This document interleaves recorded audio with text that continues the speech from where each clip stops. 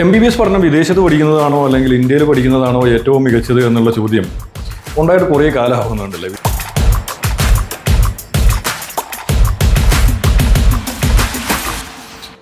MBBS പഠനം വിദേശത്ത് പഠിക്കുന്നതാണോ അല്ലെങ്കിൽ ഇന്ത്യയിൽ പഠിക്കുന്നതാണോ ഏറ്റവും മികച്ചത് എന്നുള്ള ചോദ്യം ഉണ്ടായിട്ട് കുറേ കാലമാകുന്നുണ്ടല്ലേ. വിദേശത്ത് എന്ന് തൊട്ടാണോ ഇന്ത്യയിൽ നിന്നൊരു വിദ്യാർത്ഥി MBBS പഠിക്കാൻ പോയി തുടങ്ങിയത് അന്ന് മുതൽ മേ ബി ഈ ഒരു ചോദ്യം വന്നു തുടങ്ങിയിട്ടുണ്ടാവാം. പക്ഷേ ആദ്യകാലങ്ങളിൽ നമ്മുടെ വിദ്യാർത്ഥികൾ MBBS പഠിക്കാനായിട്ട് പോയത് നമ്മൾ ഇന്ന് കാണുന്നത് പോലുള്ള ഉസ്ബെക്കിസ്ഥാനിലോ കസാക്കിസ്ഥാനിലോ തജിക്കിസ്ഥാനിലോ ജോർജിയയിലോ ഒന്നും ആയിരുന്നില്ല. നമ്മുടെ ഇന്ത്യക്ക് സ്വാതന്ത്ര്യം കിട്ടുന്നതിന് മുമ്പ് തന്നെ ഇവിടെ നിന്ന് വിദ്യാർത്ഥികൾ അമേരിക്കയിലും കാനഡയിലും ഓസ്ട്രേലിയയിലും ഇറ്റലിയിലും ജർമ്മനിയിലൊക്കെ പോയിട്ട് എന്ത് ചെയ്തിട്ടുണ്ട്, MBBS പഠിച്ച ചരിത്രം നമുക്ക് കാണാനായിട്ട് സാധിക്കും. സോ അതുമായി ബന്ധപ്പെട്ടുള്ള വളരെ ഡീറ്റെയിൽ ആയിട്ടുള്ള ഒരു വീഡിയോ ഞാൻ ഓൾറെഡി പോസ്റ്റ് ചെയ്യുകയും ചെയ്തിട്ടുണ്ട്, MBBS അബ്രോഡിൻ്റെ ചരിത്രം എന്ന പേരിൽ. പക്ഷേ ഇന്ന് നമ്മൾ നോക്കാനായിട്ട് പോകുന്നത് വളരെ ഡിഫറൻ്റ് ആയിട്ടുള്ള ഒരു കാര്യമാണ്.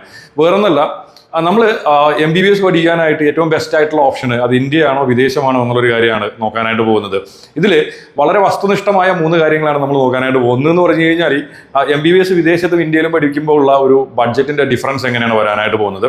ദെൻ അഡ്മിഷൻ കിട്ടാനായിട്ടുള്ള ഒരു കോമ്പറ്റീഷൻ, ഇന്ത്യയിലുള്ള കോമ്പറ്റീഷൻ എത്രത്തോളം ഉയർന്നതാണ്, ദെൻ എബ്രോഡ് എങ്ങനെയാണ് വരുന്നത്.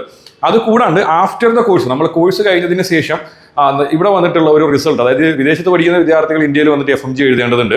അത് കൂടാണ്ട് ഇന്ത്യയിൽ പഠിക്കുന്ന വിദ്യാർത്ഥികൾ ജോയിൻ ചെയ്തിട്ട് 5.5 വർഷം കഴിയുന്ന സമയത്ത് കറണ്ടിൽ അവരുടെ ഒരു റിസൾട്ട് എങ്ങനെയാണുള്ളത്. അപ്പോൾ ഇത് രണ്ടും തമ്മിൽ കമ്പയർ ചെയ്യുമ്പോൾ ഇതിൽ ഏതാണ് ബെറ്റർ എന്നുള്ളൊരു കാര്യമാണ് നമ്മൾ നോക്കാനായിട്ട് പോകുന്നത്. അപ്പോൾ ഇതിനുവേണ്ടി നമ്മൾ യൂസ് ചെയ്യാനായിട്ട് പോകുന്നതെന്ന് പറഞ്ഞാൽ ഒന്നെന്ന് പറഞ്ഞാൽ നമ്മുടെ കുഹാസ്, അതായത് Kerala university of health science publish ചെയ്തിട്ടുള്ള കോളേജ് വൈസ് റിപ്പോർട്ട്, അതായത് 2016 ജോയിൻ ചെയ്തിട്ട് 2021 ഗ്രാജുവേറ്റ് ആയ വിദ്യാർത്ഥികളെ വെച്ചിട്ട് ഒരു കോളേജ് വൈസ് സ്റ്റാറ്റിക് റിപ്പോർട്ട് അവർ എന്ത് ചെയ്തിട്ടുണ്ട്, പബ്ലിഷ് ചെയ്തിട്ടുണ്ടായിരുന്നു. പക്ഷേ അതിനുശേഷം ഇത്തരത്തിലുള്ള റിപ്പോർട്ട് അവർ പബ്ലിഷ് ചെയ്തിട്ടില്ല.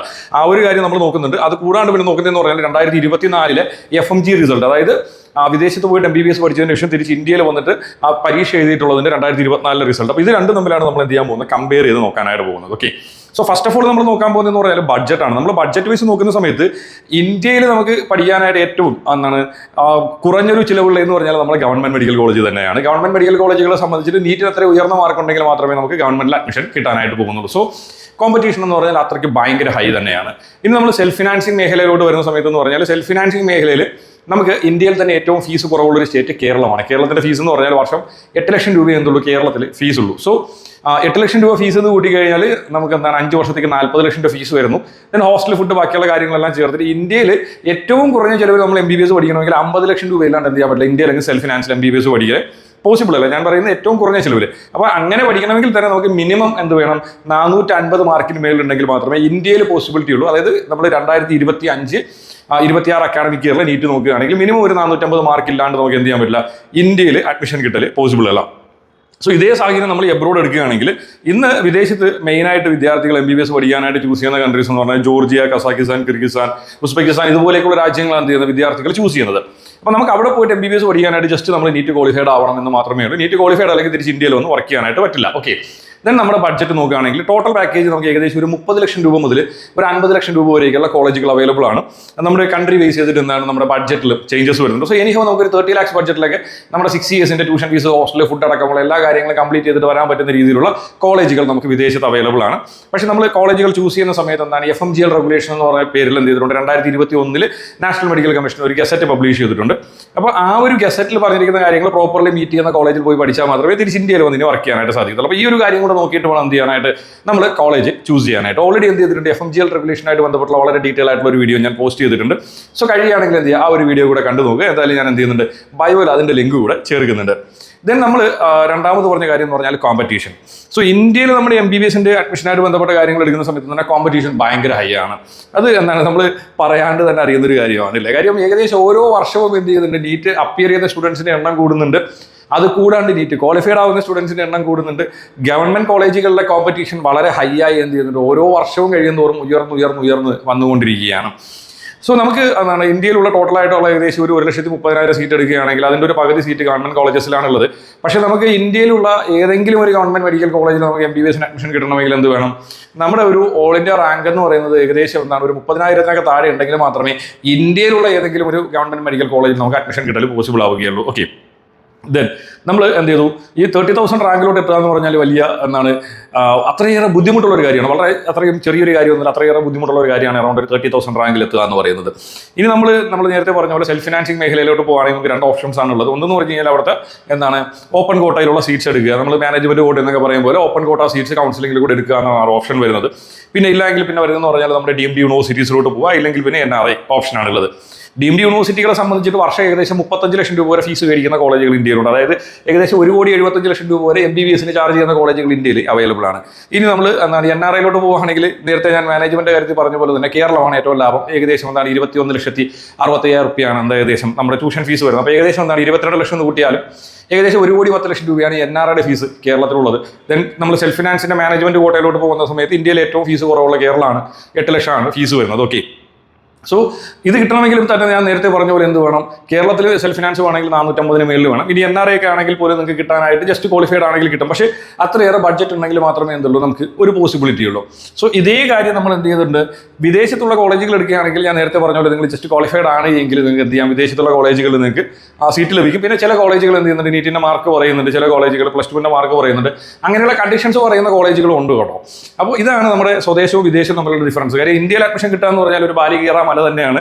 പക്ഷേ വിദേശത്ത് അഡ്മിഷൻ കിട്ടുക എന്ന് പറഞ്ഞാൽ അത്രയേറെ ബുദ്ധിമുട്ടൊന്നും കുറച്ച് ഈസി ആയിട്ട് നമുക്ക് അഡ്മിഷൻ കിട്ടും വിദേശത്ത്. ഓക്കെ, സോ കാര്യങ്ങൾ ഇങ്ങനെയൊക്കെ ആണെങ്കിലും എന്താണ് വിദേശത്ത് അഡ്മിഷൻ കിട്ടാൻ ഈസിയൊക്കെയാണ്. പക്ഷേ റിസൾട്ട് എന്ന് പറയുന്നത് ഒരു വലിയ പ്രശ്നം തന്നെയാണ് അല്ലേ. അപ്പോൾ എന്തായാലും ഫൈനൽ റിസൾട്ട് നമ്മൾ നോക്കേണ്ടതായിട്ടുണ്ട്. സോ നമ്മൾ നോക്കാനായിട്ട് പോകുന്നത് നമ്മൾ ഇൻട്രൊഡക്ഷനിൽ പറഞ്ഞ പോലെ 2024 FMG റിസൾട്ടും അത് കൂടാണ്ട് പിന്നെ നോക്കാനായിട്ട് പോകുന്നതെന്ന് പറഞ്ഞാൽ 2016 എന്ത് ചെയ്തിട്ടുണ്ട്, കേരളത്തിലെ കുഹാസിന്റെ അണ്ടറിൽ MBBS ജോയിൻ ചെയ്തതിന് ശേഷം 2021 എത്ര കുട്ടികളാണ് ഓരോ കോളേജുകളിൽ നിന്ന് പാസ്സായി എന്നുള്ള കാര്യമാണ് നമ്മൾ നോക്കാനായിട്ട് പോകുന്നത്. ഓക്കെ, സോ നമുക്ക് ഇന്നിപ്പോൾ കേരളത്തിൽ നിന്ന് ഏറ്റവും കൂടുതൽ വിദ്യാർത്ഥികൾ ചൂസ് ചെയ്യുന്ന ഒരു കൺട്രിയാണ് ജോർജിയ എന്ന് പറഞ്ഞൊരു കൺട്രിയിൽ. അപ്പോൾ നമുക്ക് ജോർജിയയിൽ പോയിട്ട് പിന്നെ പഠിച്ചിരിക്കുന്ന വിദ്യാർത്ഥികൾക്ക് ഓൾമോസ്റ്റ് എത്രത്തോളം FMG റിസൾട്ട് വന്നിട്ടുണ്ട് എന്നും അതിനെ നമുക്ക് എന്താ കേരളത്തിലെ മെഡിക്കൽ കോളേജുകളുമായിട്ട് എന്ത് ചെയ്യാം, ഒന്ന് കമ്പയർ ചെയ്ത് നോക്കാം. എങ്ങനെയാണ് ഇവരുടെ ഒരു റിസൾട്ട് ഉള്ളത് എന്നുള്ളൊരു കാര്യം നമുക്ക് എന്ത് ചെയ്യാം, ഒന്ന് കമ്പയർ ചെയ്ത് നോക്കാം. ഓക്കെ, സോ ജോർജിയ, ഇതാണ് നമ്മുടെ ജോർജിയയിലെ ഓരോ കോളേജുകളിലും എന്ത് ചെയ്തിരിക്കുന്നത്, എത്ര വിദ്യാർത്ഥികളാണ് നിങ്ങൾ എന്ത് ചെയ്തിരിക്കുന്നത് എക്സാം എഴുതിയിട്ടുള്ളത് എന്നും അതിൽ എത്ര % ഓഫ് സ്റ്റുഡൻസ് പാസ്സായിട്ടുണ്ട് എന്നുള്ളതിൻ്റെയൊക്കെ ഡീറ്റെയിൽസ് ആണ് ഇവിടെയുള്ളത്. ഓക്കെ, സോ ഇത് നിങ്ങൾ എന്ത് ചെയ്യുക, നിങ്ങൾക്ക് NBMS അതായത് നാഷണൽ ബോർഡ് ഓഫ് മെഡിക്കൽ എക്സാമിനേഷൻസിന്റെ സൈറ്റിൽ പോയി കഴിഞ്ഞാൽ ഈ ഒരു PDF നിങ്ങൾക്ക് തന്നെ ഡൗൺലോഡ് ചെയ്തെടുക്കാൻ പറ്റുന്നതാണ്. കാര്യം ഈ ഒരു എക്സാമിനേഷൻ നടത്തുന്നതെന്ന് പറഞ്ഞു കഴിഞ്ഞാൽ എന്താണ്, NBMS ആണ് എക്സാം നടത്തുന്നത്.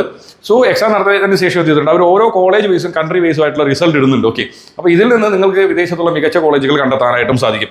സോ ഇതാണ് നമ്മുടെ എന്താണ് കേരളത്തിൽ 2016 ജോയിൻ ചെയ്തിട്ട് 2021 പാസ് ഔട്ട് ആയിരിക്കുന്ന സ്റ്റുഡൻസിന്റെ ഡീറ്റെയിൽസ് എന്ന് പറഞ്ഞു കഴിഞ്ഞാൽ. പക്ഷേ ഇതിന് ശേഷം ഇത്തരത്തിലുള്ള ഒരു റിസൾട്ട് ഞാൻ ഒരുപാട് തപ്പിയായിരുന്നു, പക്ഷേ കിട്ടിയിട്ടില്ല. പക്ഷേ ഇത്തരത്തിൽ കോളേജ് വൈസ് ആയിട്ടുള്ള ഒരു സ്റ്റാറ്റിക് റിപ്പോർട്ട് എവരി ഇയർ ഇടുന്നത് നല്ലതാണ്. കാര്യം കേരളത്തിലുള്ള മികച്ച കോളേജുകൾ എന്ത് ചെയ്യുക, വിദ്യാർത്ഥികൾക്ക് കണ്ടെത്താനായിട്ട് സാധിക്കും. സോ ഇതിലിപ്പോൾ നമ്മുടെ ഗവൺമെന്റ് കോളേജുകളോ അല്ലെങ്കിൽ ജൂബിലി, അമല, പുഷ്പഗിരിയൊക്കെ പോലുള്ള കോളേജുകൾ നമ്മൾ ഒരിക്കലും കമ്പയർ ചെയ്യേണ്ട ആവശ്യമില്ല. കാര്യം അവരുടെ ഒരു റിസൾട്ട് എന്ന് പറയുന്നത് വളരെ ഡിഫറൻ്റ് ആയിട്ടുള്ള ഒരു റിസൾട്ട് തന്നെയായിരിക്കും. ഇതിൽ നമ്മൾ 5ാമതായിട്ടുള്ളതെന്ന് പറഞ്ഞാൽ ഡോക്ടർ SMCSA മെഡിക്കൽ കോളേജിൽ മെഡിക്കൽ കോളേജിൽ അവർ പറഞ്ഞിരിക്കുന്നതെന്ന് പറഞ്ഞു കഴിഞ്ഞാൽ 2021 ടോട്ടലായിട്ട് അപ്പിയർ ആയിരിക്കുന്ന സ്റ്റുഡൻസ് 102 എന്നാണ് എന്ത് ചെയ്തിരിക്കുന്നത്, ഇതിൽ കാണിച്ചിരിക്കുന്നത്. 2021 ടോട്ടലായിട്ട് ഫൈനൽ എക്സാമിന് അപ്പിയർ ആയിരിക്കുന്ന സ്റ്റുഡൻസ് 102 എന്നാണ് കാണിച്ചിരിക്കുന്നത്.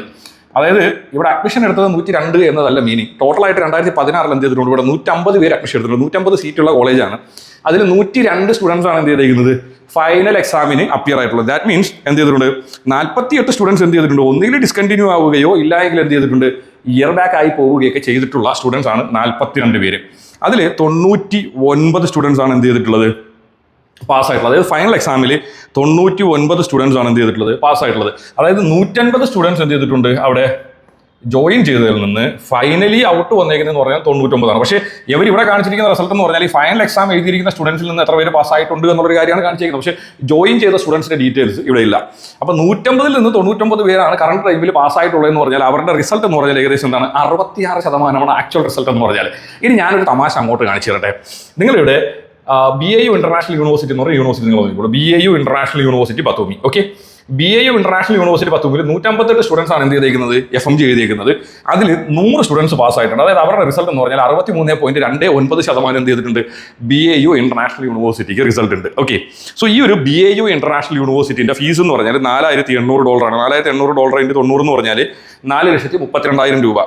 ഇൻറ്റു നിങ്ങൾ എന്ത് ചെയ്തു 6 കൂട്ടി കഴിഞ്ഞാൽ 26 ലക്ഷം രൂപയാണ് ഇവരുടെ ട്യൂഷൻ ഫീസ് വരുന്നത്. ഓക്കെ, സോ 26 ലക്ഷം രൂപ ട്യൂഷൻ ഫീസുള്ള BAU ഇന്റർനാഷണൽ പഠിച്ച വിദ്യാർത്ഥിയുടെ റിസൾട്ടും കേരളത്തിലുള്ള ഏറ്റവും പ്രൈമായിട്ടുള്ള ഒരു കോളേജിന്റെ റിസൾട്ട് നമ്മൾ കമ്പയർ ചെയ്താൽ സെയിം റിസൾട്ടിലാണുള്ളത്. Okay, so what is the difference? ഇനി അടുത്ത് ഞാനൊരു തമാശ അങ്ങോട്ട് പറഞ്ഞുതരാം. കേരളത്തിലുള്ള ഈ കോളേജുകളിലേക്ക് അഡ്മിഷൻ നേടിയിരിക്കുന്നത് നീറ്റിന് മിനിമം 450 മേലിൽ മാർക്കുള്ള വിദ്യാർത്ഥികളാണ്. വിദേശത്ത് പോയി പഠിച്ചേക്കുന്നതെന്ന് പറഞ്ഞാൽ മാക്സിമം 200 250 അല്ലെങ്കിൽ 150 ഒക്കെ മാർക്ക് മേടിച്ച വിദ്യാർത്ഥികൾ പോയിട്ട് വന്നിട്ട് FMG എഴുതിയിട്ട് കേരളത്തിലുള്ള കോളേജുകളെക്കാൾ എന്ത് ചെയ്തിട്ടുണ്ട്, റിസൾട്ട് മേടിച്ചിട്ടുണ്ട്. ഇനി ഞാൻ വേറെ തമാശകളെ കൊണ്ട് പറഞ്ഞുതരാം.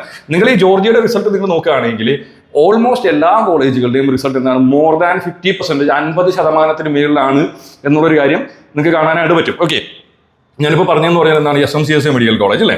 ഇനി അമല പോലുള്ള കോളേജുകളും നിങ്ങൾ നോക്കേണ്ട ആവശ്യമില്ല, വളരെ മികച്ച കോളേജുകളാണ്. അവരുടെയൊക്കെ റിസൾട്ട് മികച്ച റിസൾട്ട് തന്നെയായിരിക്കും. ഇനി നിങ്ങൾ അല്ലസർ മെഡിക്കൽ കോളേജിൽ വന്ന് നോക്കുക. അല്ലസർ മെഡിക്കൽ കോളേജിൽ ടോട്ടൽ 84 വിദ്യാർത്ഥികളാണ് എന്ത് ചെയ്തിരിക്കുന്നത്, ഫൈനൽ റൗണ്ടിൽ വന്ന് എക്സാം എഴുതിയിരിക്കുന്നത്. അതിൻ്റെ അർത്ഥം എന്ന് പറഞ്ഞാൽ ഇവിടെ 100 സീറ്റല്ലേ ഉള്ളത്, ഇവർക്ക് എന്തുണ്ട് 150 സീറ്റുള്ളതാണ്. അതായത് 150 സീറ്റുള്ളതിൽ നിന്ന് അവസാന റൗണ്ടിൽ 2021 എത്തിയപ്പോൾ അവസാന റൗണ്ടിൽ, അതായത് ഒരു സെംബാക്ക് പോലോ അല്ലെങ്കിൽ ഡ്രോപ്പ് ഔട്ടൊന്നും ആവാതെ എത്തിയേക്കുന്നത് 84 സ്റ്റുഡൻസ് ആണ്. ഓക്കെ, അതായത് അതിൽ ടോട്ടലി പാസ് വന്നിരിക്കുന്നത് 81 സ്റ്റുഡൻസ് ആണ്. സോ 81 ഡിവൈഡഡ് ബൈ നിങ്ങൾ 150 നോക്കുകയാണെങ്കിൽ ഇവരുടെ റിസൾട്ട് എന്ന് പറഞ്ഞാൽ 54%, 54%.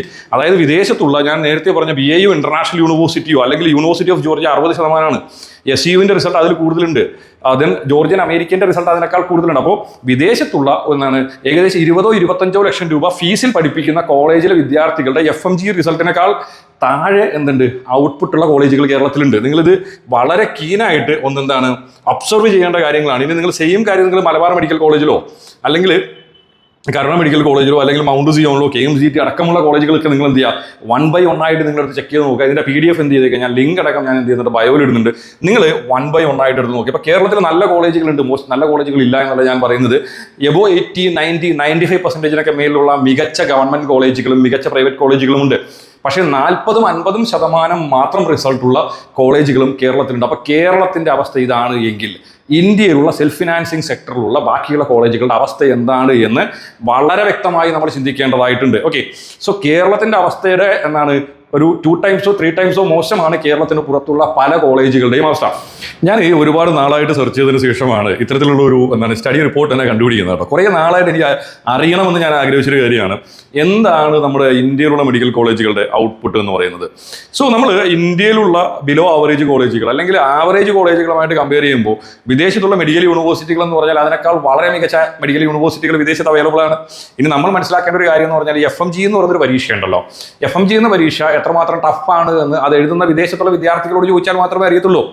ഞാൻ ഈ പറഞ്ഞ 40, 50 അല്ലെങ്കിൽ 60, 70% കോളേജുകളിൽ പഠിച്ച, ഞാൻ പറഞ്ഞ അപ് ടു 70 അല്ലെങ്കിൽ 75% ഉള്ള കേരളത്തിലുള്ള കോളേജിൽ പഠിച്ച വിദ്യാർത്ഥികളെ കൊണ്ട് FMG ഒന്ന് എഴുതിപ്പിച്ച് നോക്കിയാൽ നിങ്ങൾക്ക് മനസ്സിലാവും ഇവരൊന്നും 10% പോലും പാസ്സാവാൻ പോകുന്നില്ല എന്നുള്ള കാര്യം. കാര്യം FMG എന്ന പരീക്ഷ അത്രയേറെ ടഫായിട്ടുള്ള ഒരു എക്സാമിനേഷൻ. അപ്പോൾ അത്രയേറെ ടഫായിട്ടുള്ള ഒരു എക്സാമിനേഷൻ എഴുതിയിട്ട് കേരളത്തിലുള്ള മെഡിക്കൽ കോളേജുകളേക്കാൾ ഔട്ട്പുട്ട് മേടിക്കുന്ന മെഡിക്കൽ കോളേജുകൾ വിദേശത്ത് അവൈലബിൾ ആണ്. സോ ഈ ഒരു കാര്യം ഇത്രയേറെ സീരിയസ് ആയിട്ട് ഞാൻ പറയാനുള്ള റീസൺ എന്ന് പറഞ്ഞു കഴിഞ്ഞാൽ, ഇന്ന് ഇന്ത്യയിൽ തന്നെ അഡ്മിഷൻ വേണം, അല്ലെങ്കിൽ എനിക്ക് കേരളത്തിൽ തന്നെ അഡ്മിഷൻ വേണം, വേറെ എവിടെ പഠിച്ചാലും ഇത് വാലിഡ് അല്ല എന്നൊക്കെ പറഞ്ഞിട്ട് 3, 4, 5 വർഷം റിപ്പീറ്റ് ചെയ്യുകയും അവസാനം ലൈഫിൽ ഒന്നും ആവാണ്ട് എന്തെങ്കിലും ഡിഗ്രിക്ക് പോവുക അല്ലെങ്കിൽ ഫുള്ള് സ്ട്രെസ് അടിച്ചിട്ട് ലൈഫ് തന്നെ ഇല്ലാണ്ടാക്കി കളയുന്ന ഒരുപാട് വിദ്യാർത്ഥികൾ നമ്മുടെ ഫ്രണ്ടിലുണ്ട്. ഇതിനകത്തുള്ള ഏറ്റവും വലിയ പ്രശ്നം എന്ന് പറഞ്ഞാൽ നമ്മുടെ വിദ്യാർത്ഥികളുടെയും നമ്മുടെ പാരൻസിൻ്റെയൊക്കെ വിദ്യാധാരണയാണ്. പലരും ചിന്തിക്കുന്നതെന്ന് പറഞ്ഞാൽ വിദേശത്ത് പോയിട്ട് MBBS പഠിച്ചാൽ ഈ സംഭവം വാലിഡ് അല്ല, അല്ലെങ്കിൽ ഇവിടെ വന്നാൽ FMG പാസ്സാവത്തില്ല എന്നൊക്കെ പറഞ്ഞിട്ട് പലരും ചിന്തിക്കുന്നുണ്ട്. ഇന്ന് നമ്മൾ കാണുന്ന പത്രങ്ങളിൽ അല്ലെങ്കിൽ ഈ വിദേശ MBBSനെ തെറ്റായി ചിത്രീകരിക്കുന്നവരൊക്കെ ന്യൂസ് ഇടുന്നത് നമ്മൾ കാണാറുണ്ട്. അതായത് FMG റിസൾട്ട് എന്ന് പറഞ്ഞാൽ 10% ഉള്ളൂ, 15% ഉള്ളൂ, 20% ഉള്ളൂ എന്നൊക്കെ പറഞ്ഞുള്ള റിസൾട്ടുകൾ നമ്മൾ കാണുന്നുണ്ട്. സത്യത്തിൽ ഇതിൽ സംഭവിക്കുന്നത് എന്താണെന്നറിയോ? വേറൊന്നുമല്ല. എന്തുകൊണ്ടാണ് ഞാൻ ജോർജിയ എന്ന് പറയുന്നൊരു കൺട്രി എടുത്തിട്ട് നിങ്ങൾക്ക് എക്സാമ്പിൾ പറഞ്ഞു വന്നത് നിങ്ങൾ എക്സ്പ്ലെയിൻ ചെയ്താൽ തന്നെ നിങ്ങൾക്ക് മനസ്സിലാവും. കാര്യം ജോർജിയ എന്ന് പറയുന്ന കൺട്രിയിൽ ഈ വർഷമാണ് എന്ത് ചെയ്തേക്കുന്നത്, 2024 പിള്ളേർ FMG എഴുതിയേക്കുന്നത്. അതായത് അതിന് മുമ്പ് FMG എഴുതിയ വിദ്യാർത്ഥികളില്ല. സോ അതുകൊണ്ട് തന്നെ കറണ്ട് ഇയറിൽ അറ്റംപ്റ്റ് ചെയ്തിരിക്കുന്നതിൻ്റെ പാസ് പെർസെൻറ്റേജാണ് നമ്മൾ ഇതിനകത്ത് കാണുന്നത്. ശരിയല്ലേ? ഇനി ഓരോ വർഷം കഴിയും തോറും ഇതിനകത്ത് പാസ്സാവാത്ത സ്റ്റുഡൻസ് എന്തായാലും ഉണ്ടാവും. നമ്മളിവിടെ കണ്ടതുപോലെ കേരളത്തിലെ മെഡിക്കൽ കോളേജിൽ 40-50% പാസ് ഔട്ടുള്ള സ്റ്റുഡൻസ് ഉണ്ട്. ഇതിൽ ഡ്രോപ്പ് ഔട്ടായി പോയിരിക്കുന്ന മിനിമം ഒരു 20% ഇതിനകത്ത് ഉണ്ടാവും. പക്ഷേ അതിൻ്റെ കണക്കുകളൊന്നും നമുക്ക് ഇവിടെ ഇല്ല. ഓക്കെ, സോ ഇപ്പോൾ നമ്മൾ FMG എഴുതുന്ന സമയത്തെന്ന് പറഞ്ഞാൽ ഒരു 10 years കണ്ടിന്യൂസ്ലി, ഇപ്പോൾ 2024 2034 ആവും മേ ബി. ഇന്നിപ്പോൾ 63% പറഞ്ഞിരിക്കുന്ന കോളേജിൻ്റെ റിസൾട്ട് അന്ന് 30% ഉണ്ടാവത്തുള്ളൂ. കാര്യം ഇതിനകത്ത് ഒരു 5-10% വിദ്യാർത്ഥികൾ പാസ്സാവാനായിട്ടുള്ള ചാൻസ് കുറവാണ്. കാര്യം അത്ര കാലിബർ ഇല്ലാത്ത ആയതുകൊണ്ട് തന്നെ എന്താണ് ചാൻസ് കുറവാണ്. ഓക്കെ, അപ്പം അന്ന് ഇവരുടെ റിസൾട്ട് ചിലപ്പോൾ 30% ആയിരിക്കും, അല്ലെങ്കിൽ 25% ഒക്കെ ആയിരിക്കും. അപ്പോൾ ഇങ്ങനെയുള്ള കണ്ടിന്യൂസ് ആയിട്ട് എഴുതിയിരിക്കുന്ന വിദ്യാർത്ഥികളുടെ റിസൾട്ടും കൂടി ഇതിനകത്ത് ആഡ് ആവുന്നത് കൊണ്ടാണ് FMG റിസൾട്ട് എന്താവുന്നത്, കുറഞ്ഞു കാണുന്നത്. നമ്മളിപ്പോൾ കറണ്ട് ഇയറിന്റെ മാത്രം റിസൾട്ടും കണ്ടിന്യൂസ് ചെയ്യുന്ന റിസൾട്ടുകളും സെപ്പറേറ്റ് ഇടുകയാണെങ്കിൽ ഓൾമോസ്റ്റ് എല്ലാ യൂണിവേഴ്സിറ്റികളുടെയും കറണ്ട് ഇയർ റിസൾട്ട് എന്ന് പറയുന്നത് more than 50% ആണ്. സോ അങ്ങനെയൊന്ന് ഇട്ട് കഴിഞ്ഞാൽ തീരാവുന്ന പ്രശ്നം മാത്രമേ MBBS അബ്രോഡുമായിട്ട് ബന്ധപ്പെട്ടിട്ടുള്ളൂ.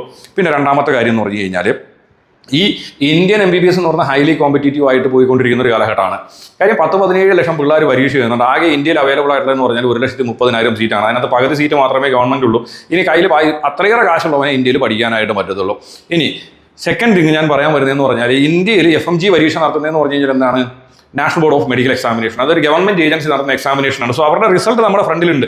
നമ്മൾ എന്ത് ചെയ്യുക, ആ റിസൾട്ട് എടുത്ത് വെച്ചിട്ട് പ്രോപ്പറായിട്ട് അനലൈസ് ചെയ്തതിന് ശേഷം എന്ത് ചെയ്യുക, മികച്ച കോളേജുകൾ ചൂസ് ചെയ്ത് 25-30 ലക്ഷം രൂപയ്ക്ക് വിദേശത്ത് പോയി പഠിക്കാൻ പറ്റുന്ന കോളേജുകളിൽ പോയി MBBS പഠിക്കുക. അല്ലാണ്ട് കോച്ചിങ് സെന്ററിൽ സാർ പറയുന്നത് കേട്ടിട്ടോ അല്ലെങ്കിൽ ബാക്കി വരുന്ന പത്രത്തിൽ വരുന്ന ന്യൂസുകൾ പറയുന്നത് ഒന്നുമല്ല സത്യം.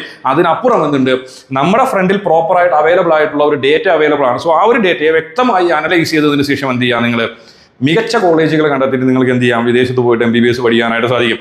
നിങ്ങൾ MBBS പഠിക്കുന്നത് വിദേശത്തായാലും ഇന്ത്യയിലായാലും നിങ്ങളുടെ ഭാവി സുരക്ഷിതം തന്നെയാണ്. പക്ഷേ നിങ്ങൾ ചൂസ് ചെയ്യുന്ന കോളേജ് നല്ലതാവണം എന്ന് മാത്രമേ ഉള്ളൂ. നിങ്ങൾ ചൂസ് ചെയ്യുന്ന കോളേജ് നല്ലതല്ല എങ്കിൽ നിങ്ങളുടെ ഭാവി സുരക്ഷിതമല്ല. ഓക്കെ, അപ്പോൾ നിങ്ങൾ ചൂസ് ചെയ്യുന്ന കോളേജ് സുരക്ഷിതമാവാനായിട്ടുള്ള മികച്ച മെത്തേഡാണ് ഞാൻ പറഞ്ഞു തന്നത്. അപ്പോൾ ഇന്ത്യയിലോ അല്ലെങ്കിൽ വിദേശത്തോ മികച്ച മെഡിക്കൽ കോളേജുകൾ ചൂസ് ചെയ്യുന്നതായിട്ട് ബന്ധപ്പെട്ട് നിങ്ങൾക്ക് എന്തെങ്കിലും ഡൗട്ടോ കാര്യങ്ങളൊക്കെ ഉണ്ടെങ്കിൽ ഞാനുമായിട്ട് കോൺടാക്ട് ചെയ്യാവുന്നതാണ്. അപ്പോൾ മെഡിക്കൽ വിദ്യാഭ്യാസമായിട്ട് ബന്ധപ്പെട്ടുള്ള വളരെ മികച്ചൊരു വീഡിയോ ആയിട്ട് കാണുന്നവരേക്കും എല്ലാ കൂട്ടുകാർക്കും ബൈ ബൈ.